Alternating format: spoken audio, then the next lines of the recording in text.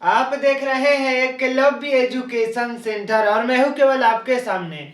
और इस एपिसोड में आपका हार्दिक स्वागत एवं अभिनंदन है। तो हम एवरेज चैप्टर के सबसे अंतिम प्रश्नों तक पहुंच चुके हैं और सबसे अंतिम नंबर प्रश्न है 80 नंबर। यह सभी प्रश्न RWA पब्लिकेशन की जो मैथ की किताबें आती है SSC के लिए, यानी हम आपके सामने इसी किताब से प्रश्नों को लाते हैं और इसी कड़ी में हम एवरेज चैप्टर को आज खत्म करने की कोशिश करेंगे। और हमारे सामने सबसे लास्ट नंबर प्रश्न है 80 नंबर। तो चलिए इस प्रश्न को हल करते हैं और यह बेहद ही महत्वपूर्ण प्रश्न है। यह प्रश्न कह रहा है कि एक परिवार का औसत व्यय प्रथम 2 महीनों के लिए 8160 रुपया है। यानी प्रथम 2 महीनों के लिए जो व्यय है 8160 रुपया है। इसके बाद प्रश्न कर रहा है कि अगले 5 महीनों के लिए 12780 तथा अगले 5 महीनों के लिए 14280 है। यदि परिवार पूरे वर्ष में मतलब 66,300 रुपये बचा देता है तो परिवार की औसत आय ज्ञात करना है। यानी परिवार का औसत आय कितना है कि वह इतना व्यय करने के बाद भी वह 66,300 रुपये बचा दे रहे हैं। तो हमें आय ज्ञात करना है इस प्रश्न में। तो चलिए, जब ऐसे प्रश्न हमारे सामने होंगे तो हम सबसे पहले सभी को ऐड करेंगे, तभी तो अगर कितना आय कर रहा है हमें यह मालूम चलेगा कि कितना वो बचाता है और कितना व्यय कर रहा है, और उनका योग ही हमें आय की पता कर पाएंगे उनके योग से ही।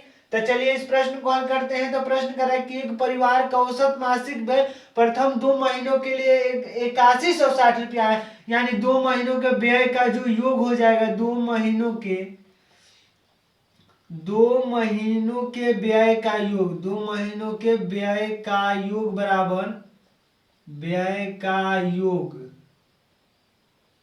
2 महीनों का व्यय का योग बराबर 2 गुणे 8160 करेंगे, क्योंकि औसत बराबर होता है कि व्यय का योग अपन व्यय मतलब महीनों की संख्या कि वह कितने महीनों में कितने व्यय कर रहा है। यानी औसत हमें मालूम है कि औसत व्यय है 8160 रुपया, जबकि हमें पदों की औसत सामान्य तौर पर जब औसत की कल्पना करेंगे तो औसत बराबर पदों का योग अपन पदों की संख्या। जब हमारे सामने महीनों की संख्या मालूम है 2 महीना और औसत भी मालूम है, तो इस तरह से 2 गुणे जब 8160 करेंगे तो 2 महीनों का जो व्यय का योग हमें मिल जाएगा। तो जब 2 से गुणा कर देंगे इसमें तो हो जाएगा यहाँ पर 0, फिर 2 से गुणा कर देंगे तो 12 हो जाएगा और 1 बचा, फिर यहाँ पर 2 1 3 हो जाएगा, फिर यहाँ पर हो जाएगा 8 में 8 दूनी का 16, यानी यहाँ पर हम लिख सकते हैं 16।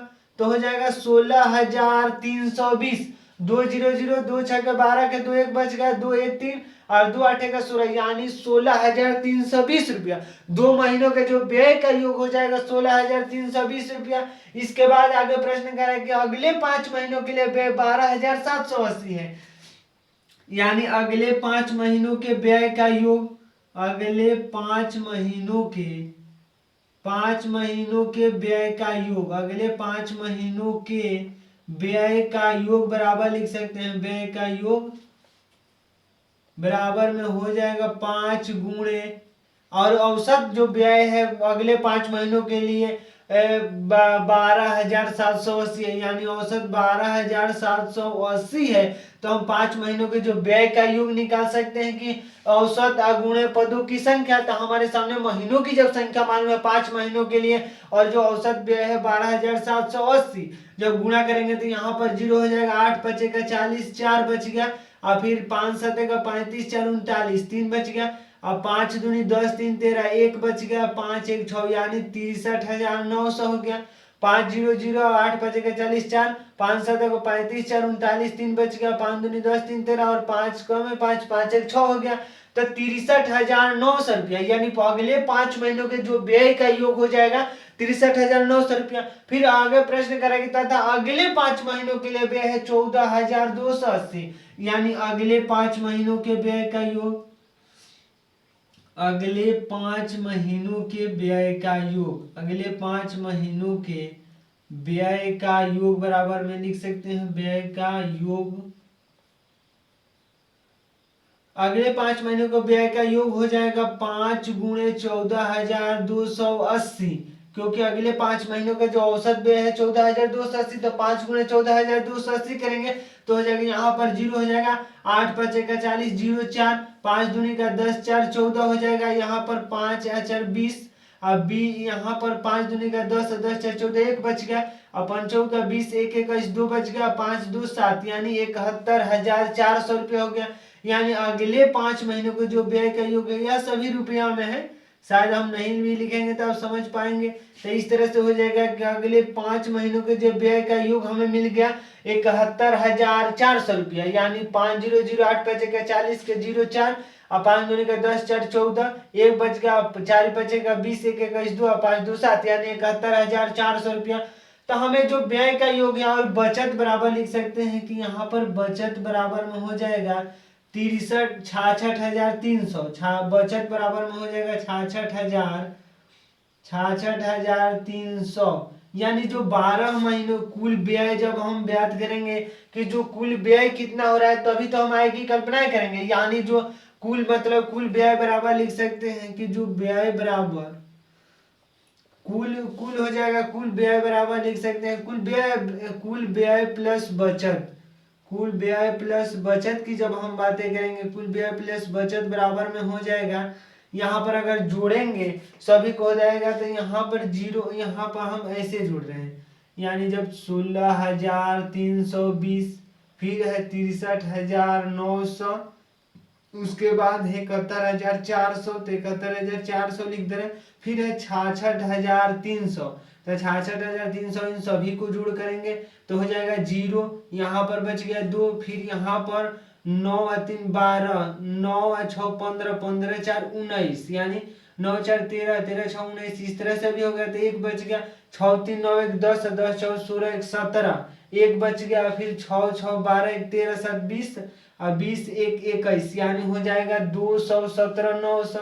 यानी यहाँ पर औसत बराबर लिख सकते हैं कि औसत आय पूछ रहा है कि औसत परिवार की औसत मासिक आय, यानी औसत आय बराबर में लिख सकते हैं हम यहाँ पर 21 79 20 बाटा में 12, क्योंकि 12 ही महीने हैं।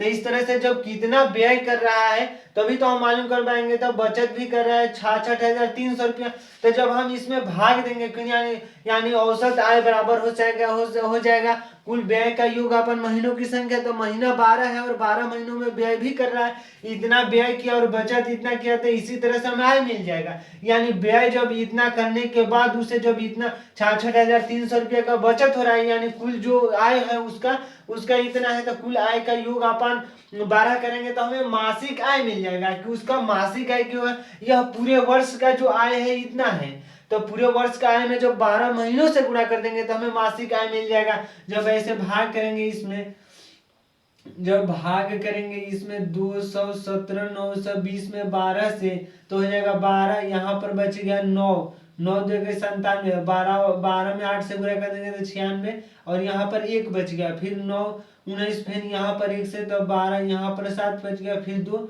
और 12 6 72, तो 12 से 18, मतलब इसका हो जाएगा 181 60, क्योंकि 1 0 यहाँ पर बच जाएगा।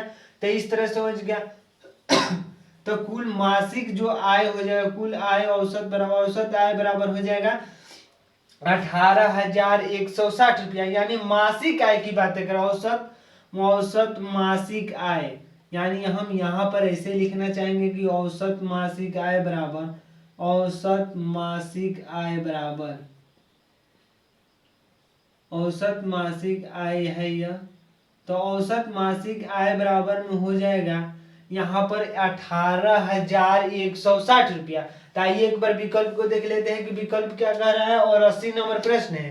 तो 80 नंबर प्रश्न के विकल्प नंबर 18,160 रुपया विकल्प नंबर डी में दिया है, और हमारा भी उत्तर आया है विकल्प नंबर डी।